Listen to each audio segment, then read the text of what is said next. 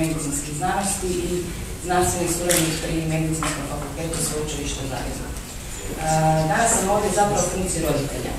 Roditelja koji će ispričati svoju priču o susretu sa sustavom cijepljenja u Hrvatskoj koji je u jednom velikom kaosu. Zašto je taj sustav u kaosu, čućete iz mojeg izlaganja, a ono što ću iznijeti zapravo, obzirom da smo vremenski ograničeni, predstavlja samo jedan vrh sante, ne da odnosno veliki dio problema tijekom svog izlaganja neću stići spomenuti.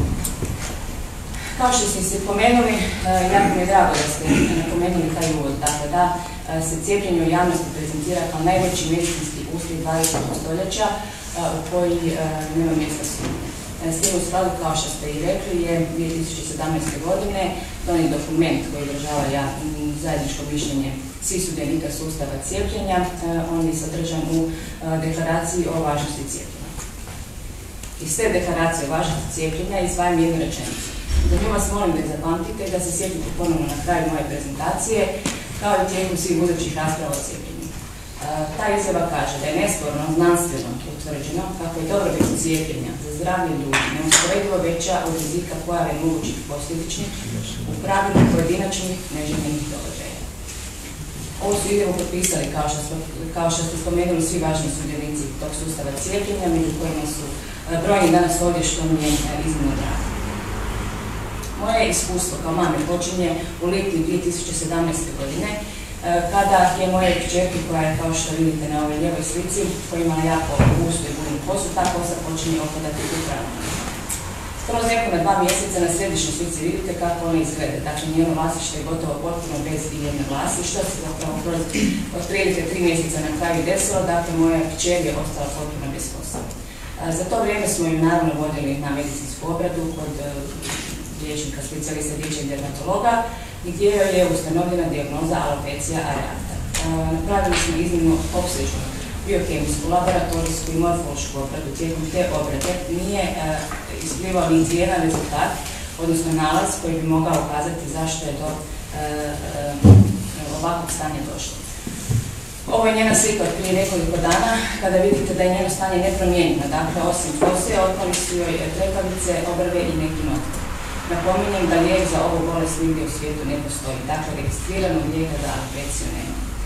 I tu počinje zapravo moja priča o tome da kao majka pokušam shvatiti što se desilo i postavlja se legitimno pitanje da li zapravo proces cijepljenja može dovesti do alopecije. Istraživanjem dostupne literature, znanstvene i stručne, dolazim do odgovora da je to moguće.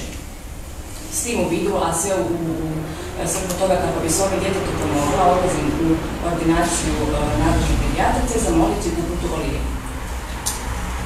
Kako bih sadala neke podatke za koje sam smatrala da mi mogu pomoći kako bi svome djetetu pomogla. Tu uputu o lijeku dobijem na portugalskom jeziku, bez prijevoda na hrvatski jezik. Zašto je tome tako, saznala sam nekoliko dana kasnije, a razlog je taj što je moja kćerka i 1000 druge djece u Hrvatskoj primilo cjepivo koje je namijenjeno brazilskom tržištu. Kako je uopće to cjepivo dospjelo na tržište Republike Hrvatske, dobila sam odgovor isto tako nekoliko dana kasnije od čelnika službe za epidemiologiju Hrvatskog zavoda za javno zdravstvo, koji kaže da je u vrijeme odluke o interventnom uvozu ovog cjepiva na hrvatsko tržište bilo i drugih cjepiva na tržište Europske unije, ali se nitko nije javio na natječaj. To je samo ovo cjepivo u brazilskom pakiranju i ponuđeno.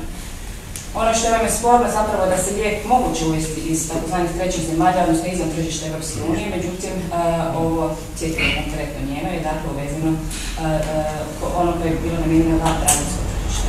Međutim, to nije sve. Ista se osoba boji da će se češće morati pribjegavati tom rješenju, jer se proizvođači cjepiva u Europskoj uniji ponašaju monopolistički i pokušavaju utjecati na to koja ćemo cjepiva koristiti na način da nam uskraćuju dostupnost cjepivima koje trebamo.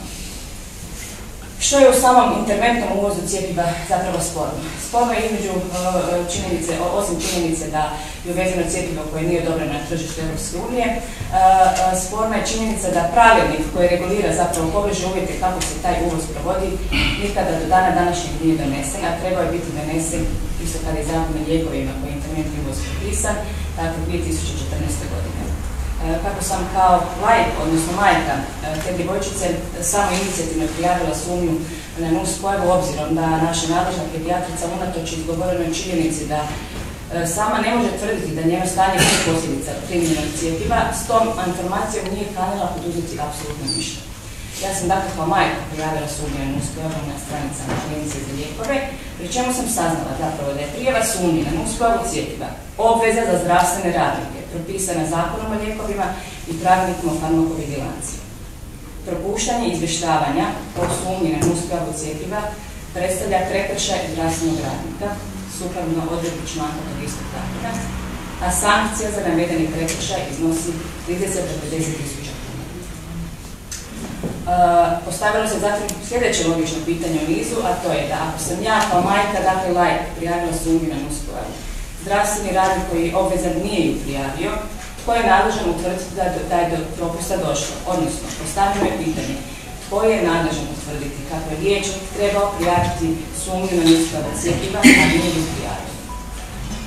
Ovo pitanje je postavljeno svim nadležnim institucijama, dakle i Agenciji za lijekove, i Ministarstvu zdravstva, i Zavodu za javno zdravstvo, i do dana današnjeg odgovora nema. Dakle, jedna ustanova tvrdi da je odgovorna treća tvrdi da je druga kaže da je četvrta, da cijelo to vrijeme nuspojave se ne bilježe i nadzor nad prijavom ne postoji.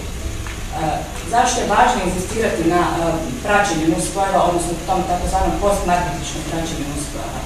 Njegova svrha nije iskupiti apsolutno broj nuspojava, već uočiti neke signale koji ukazuju na to da se doista događa nešto što treba istražiti.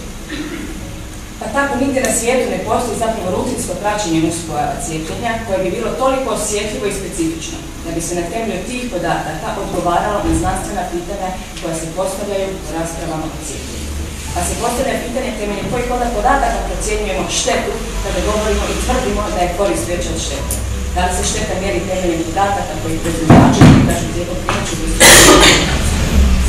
stavimo ruku na srce i vidimo da, mislim, koliko takve podatke možemo smatrati mjerodavnima. Jel, proizvođači su trgovci koji posluju zbog tržišta. Da li se šteta mjeri temeljem sustavnog aktivnog postmarketičkog praćenja? Vidjeli smo da se ono nigdje u svijetu ne provodi. Da li se šteta mjeri temeljem spontanog, odnosno pasivnog prikupljanja nuspojava koje počiva isključivo i jedino na subjektivnoj procjeni nekog čovjeka? Za to smo vidjeli da ne funkcionira. Time dolazim zapravo do zaključaka, odnosno mojih prijedloga kako smatram da bi se sustav cijepljenja, a prvenstveno zdravlje naše djece trebalo poboljšati. Pa ako smo definirali da pravilnik kojim se reguliraju uvjeti izvanrednog uvoza cjepiva ne postoji, treba ga donijeti.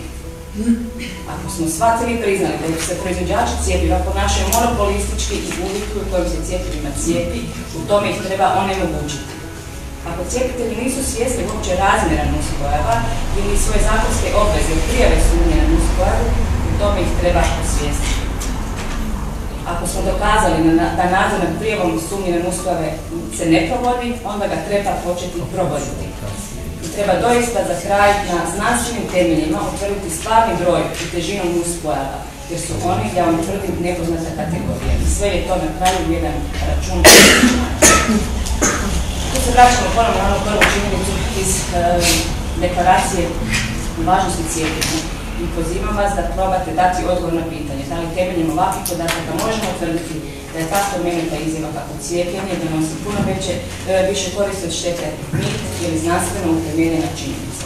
Jer ko može odgovoriti na pitanje koliko sigurnosnih signala je zapravo prošlo, tako reći, ispod radara. Ono što zasigurno znam da je činjenica je zapravo da ako je sve na ovom smrtnom svijetu nesigurno, garantiram vam da majčina ljubav